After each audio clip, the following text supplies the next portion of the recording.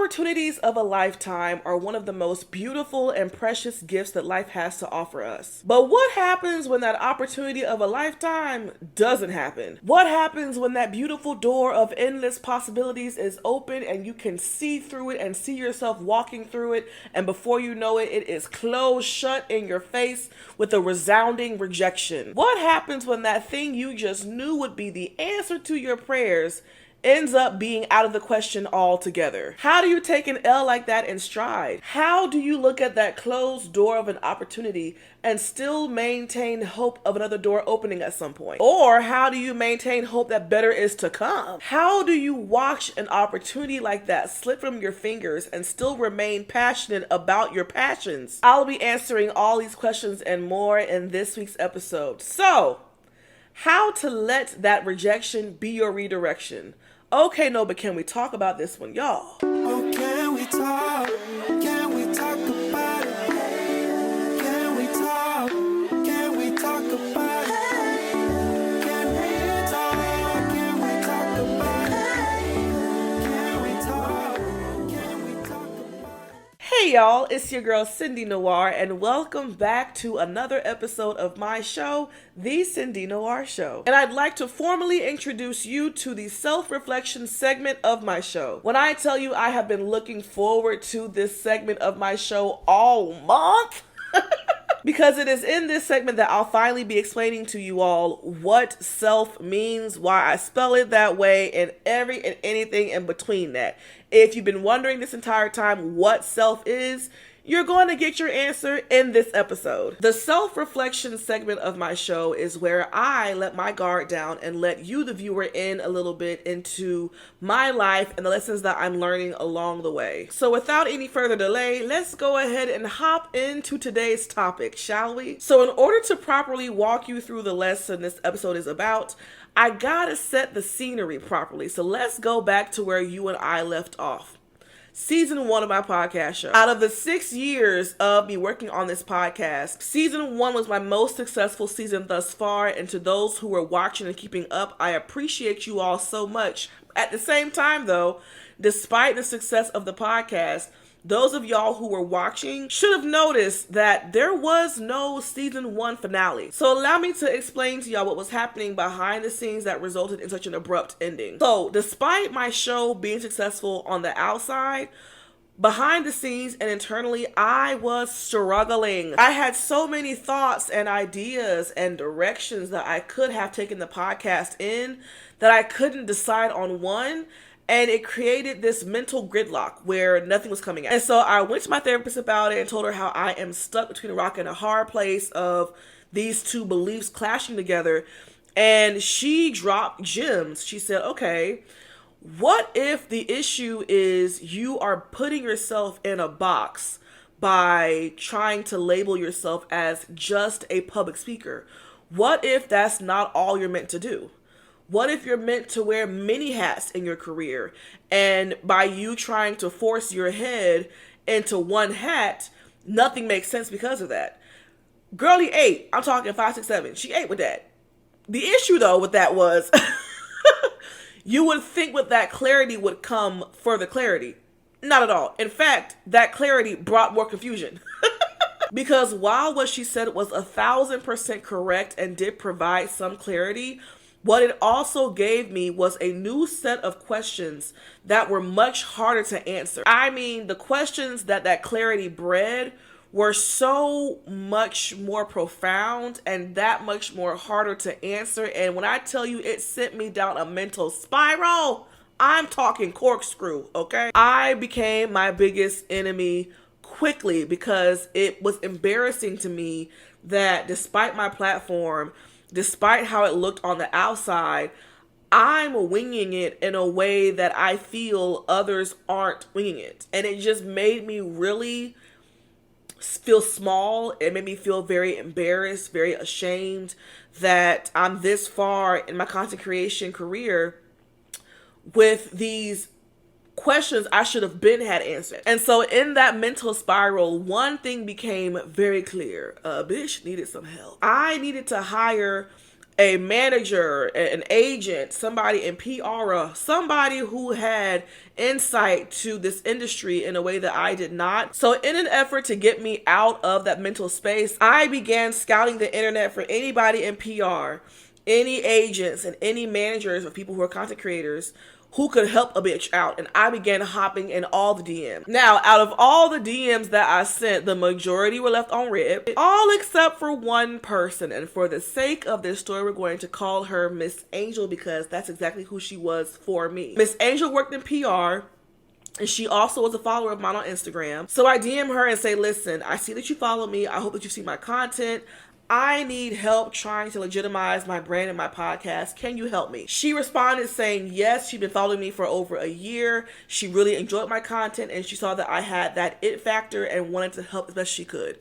And boy, did she. And in a matter of weeks, Miss Angel was able to land me a meeting with the head of a department with one of the top talent agencies in LA. I said, head of the department? Not an intern, not a regular agent, the head of the department? Oh, bitch, we made it. When I tell you ego inflated, mental health cured, who said? Not me. I found my golden ticket. I found the answer to my prayers. This agency is going to sign me once they meet with me and see this charisma and personality and face.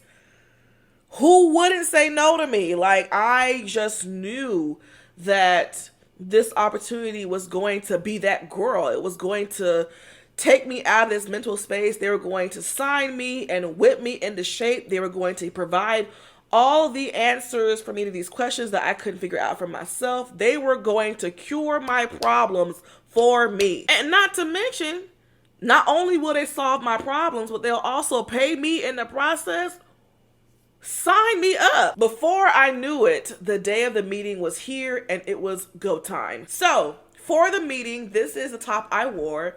I thought that it'd be cute to nod to my Jennifer Hudson appearance and to kind of give me a little bit of physical encouragement of, if you had what it takes to be brought on Jennifer Hudson's show stage and handle it, you can handle a meeting with the department head within this agency. You got this. And before I knew it, I was on a Zoom call with the department head and Miss Angel, who was adamant in being on the Zoom call with me as well. There was very, very, very small talk at the beginning of the meeting about the weather. And then before I knew it, homeboy was asking me, so tell me a little bit about you and how you think you would fit with this agency. Whoa! I don't know what happened, but all that I rehearsed prior to, out the window.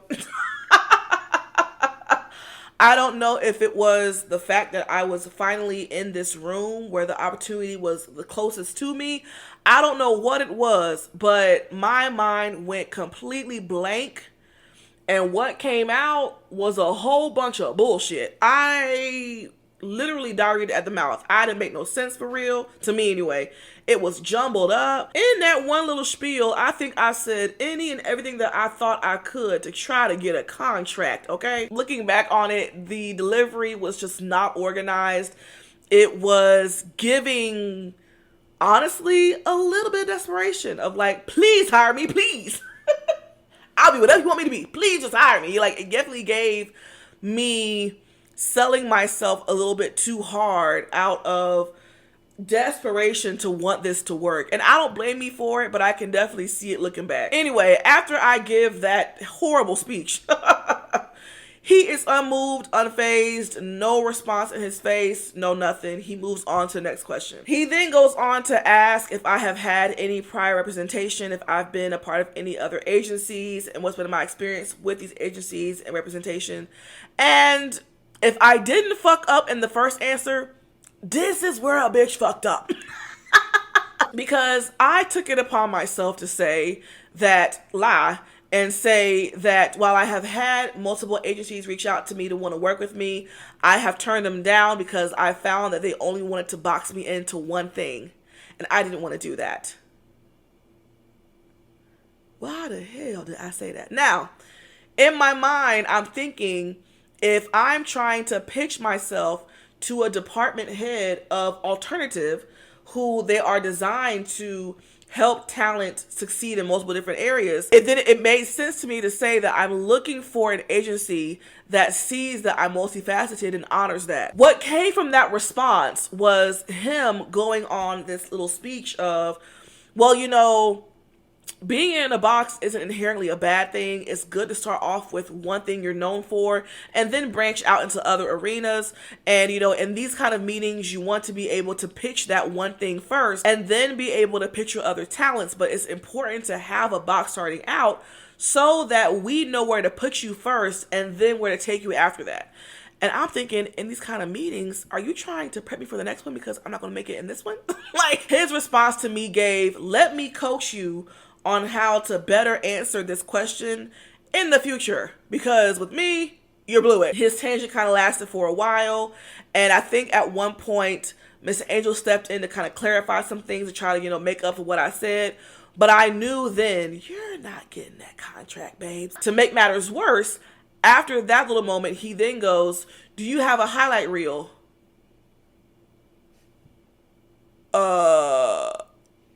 No. I do not, but I can make you one in a split. I can have it to you tomorrow.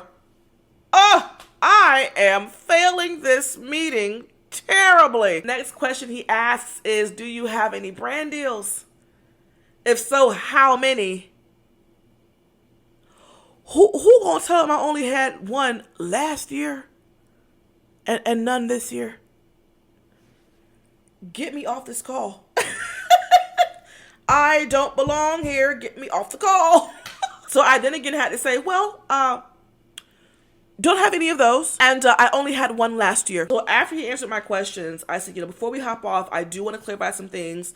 And I did my best to make up for putting my foot in my mouth earlier on in the meeting and said, if I am going to be known for one thing, I would say it's my podcast and my ability to be able to talk about things and create very thought-provoking conversations on social media. And he said, well, you have the talent, you have the charisma, you have the personality for these things. It's just a matter of figuring out where to place you first and how to grow you that we don't really have the answer for yet. And after that, he hits me with the cliche, you'll hear from my people, we'll keep in touch.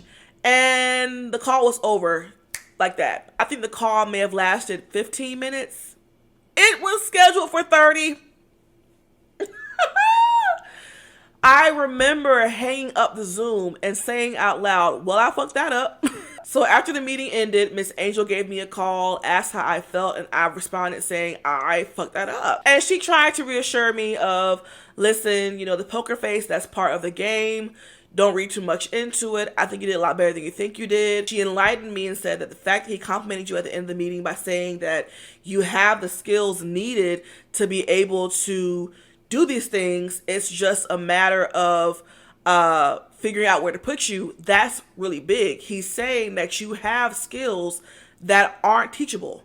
You have the it factor. He's saying he sees that you have the it factor. And so, Miss Angel gave me good insight, gave me a good way to look at it, but I still felt like, I hear you, girl, but I'm not getting that contract. And lo and behold, a week later, we hear back from his office that they decided to not go along with me because it appears that I am still in the developmental stage. And bitch, when I tell you, ouch, I was so close to having my questions answered, to having a whole team of people behind me, getting me the brand deals, getting me in these rooms, getting me the money on, and poof, there it goes. I was so hurt. I cried. I was in a very solemn mood. I was just, woe is me, because I was so close to no longer being a broke bitch. It was also the realization of, damn, I am still stuck with these unanswered ass questions. It was as if I felt like these unanswered questions were shackles chained to my feet, and this talent agency was a key that could have unshackled me from these questions, and the key didn't fit. And then, in an effort to try to save face, here come my ego. Developmental stage? You see my platforms? I go viral often. People know my name. I get recognized in person, in public. The fuck you mean developmental? And so that night, I remember laying in bed, wallowing in self-pity and ego on 1,000. And this question popped up in my head. And the question was, what if despite the followers, despite the virality, despite the talent and the it factor, what if you are still in the developmental stage?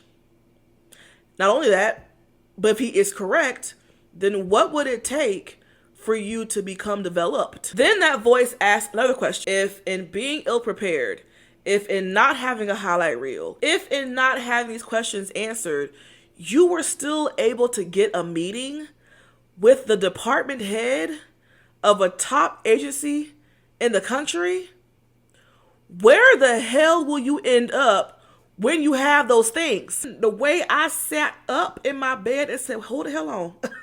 Points were made. Whoa. Perspective shifting. It's time to get to work, and grabbed my laptop and began to type my ass off because yes, while I bombed the fuck out that meeting, I got that meeting. That's a big fucking deal, babes. And it was in that brainstorming that I had to accept some harsh realities. One, he ain't wrong. You aren't developed yet. Because if you were developed, you wouldn't still have these questions unanswered, toots. And for keeping it a stack, you doing everything but answering these questions is preventing you from being developed. Ain't nobody coming to save you, nor should you want to. Why in the hell would you want someone to answer questions about you for you? If you could create the questions, then you have the answers in a way that nobody else has. So instead of continuing on this shame loop of yours, how's about we stop, figure out these questions, and get back on track? And from that night, created a streamline of answering those questions, gaining more clarity, not just on my podcast, but on my career direction. And here we are today. That no was the best thing that department head could have ever given me, because through that rejection and that no came so much clarity. And it also cleared the way for me to create a path to answering questions and giving myself more guidance and direction of where I want to go in my life and my career. That no single-handedly birthed a new concept for my podcast, a better understanding of how I want to carry my platform and what I want to do. And it helped me to understand the different hats that I'm meant to wear in my career and how to wear those hats all in tandem with each other. The Cindy Noir Show is about controversy, culture, and self. Because in the grand scheme of things, all of my episodes of my podcast really boiled down to those three topics. I love talking about all things controversial, unpopular opinions, trending topics, and such. I love giving my thoughts on TV shows and movies, aka the culture. And I love talking about these self-revelations and reflections and lessons. So those are my three categories of content. And making one episode a week per topic, chef's kiss. It makes so much sense because it helps me to spread out these thoughts over a longer period of time.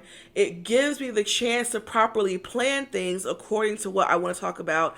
And it gives you, the audience, a chance to know what to expect. That no also birthed Celf, CELF. Let's talk about that right quick, okay? It is my take on self-love, self-reflection, self-lessons, self-accountability, and more. Just know that had it not been for that no of that agency, Celf wouldn't exist. So a year from now, when you're seeing Celf everywhere, just know the reason that Celf ever came to be was from a rejection, aka a redirection. That no also gave me clarity on my brand. I am the Cindy Noir, a conversationalist with a podcast show.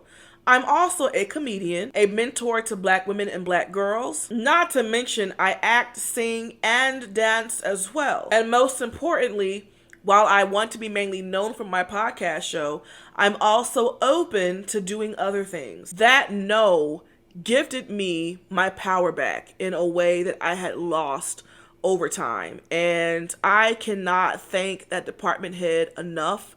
I cannot thank Miss Angel enough for providing me the opportunity, because while initially I was really sad and I felt like I'd wasted her time, she gifted me a blessing. And one day in the future, when all of this is paying off in ways I never saw coming, she will bear the fruits of that labor and of seeing what she saw in me early on. So to wrap this episode up, let's talk about the self lessons I learned in this experience, shall we? The first lesson: let that rejection be your redirection. And the key word here is let. As somebody who has a really hard time with rejection, hashtag ADHD, I hate it.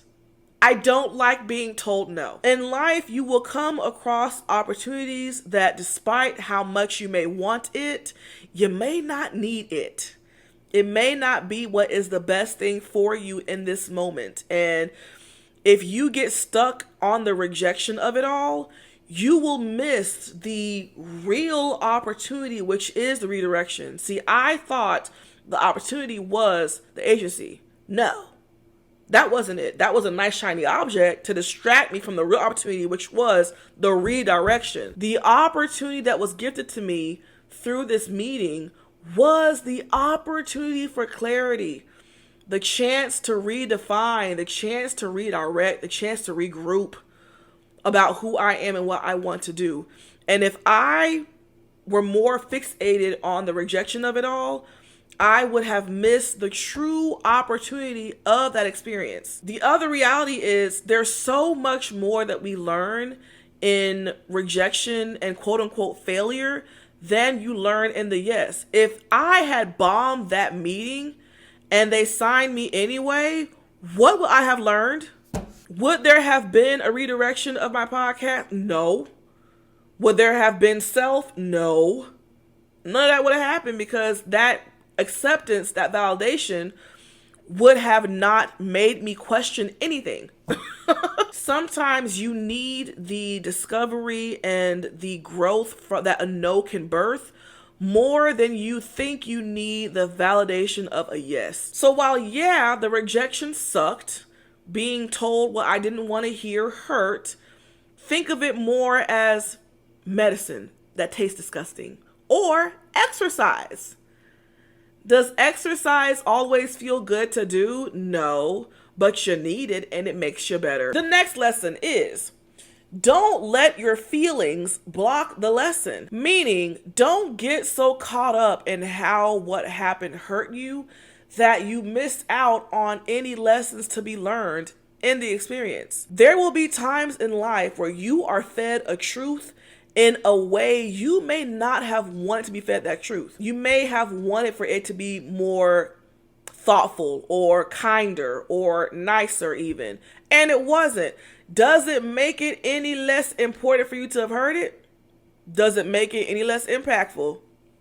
I think, especially in today's day and age, society has become way too soft, respectfully. The reality is sometimes truth hurts, period. It don't matter how nice I say it. It doesn't matter that even if I say it just truthfully, it's going to hurt you, because it's the truth and you need to hear it. And I think that sometimes what people are really saying is, the truth hurt my feelings, but instead you're talking about tone. All right. I don't think it's the tone that got to you. I think it's the fact that what they said was correct. And that's what hurt. And that's fine. There isn't anything wrong with the truth stinging a little bit. Being a little, ooh, all right, that kind of burned. All right. That's okay. But understand, not every time you are fed the truth is it going to be a pleasant experience. The saying is, truth hurts. Not truth is fun. Not truth feels good. It hurts. It really all boils down to, do you want to grow and evolve or not? Because if you do, then you'll be able to honor your feelings and recognize what could have been done better and extract the truth of what was said. But if you're wanting to remain the same, you will focus on the trivial things that don't matter in the grand scheme of things. The next lesson is, no one is coming to save you and you should not want for them to. The last part is the most important part. If you have questions for yourself that only you could answer, you should not want for anyone else to come into your space in your life and try to answer it for you. Because what if that agency signed me under the guise and expectation that because I don't have these questions answered, they get to answer it for me. They could have me shucking and jiving doing God knows what that isn't aligned with me at all because I let someone else do my work for me. I get it.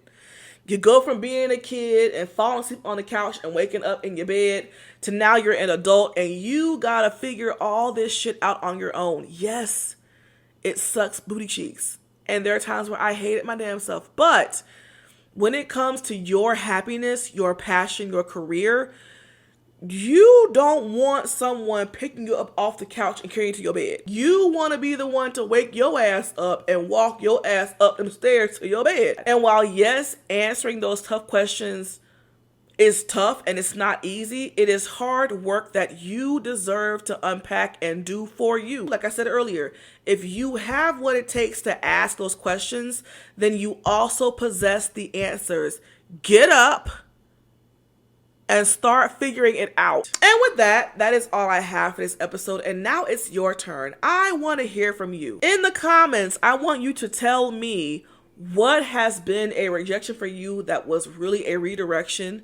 How did you handle that rejection? How did you heal from it? And most importantly, how did you bounce back from it? And what self lessons did you learn in the process? It is my hope that this episode provided you what you needed. And until November, y'all be blessed and bless up. Bye.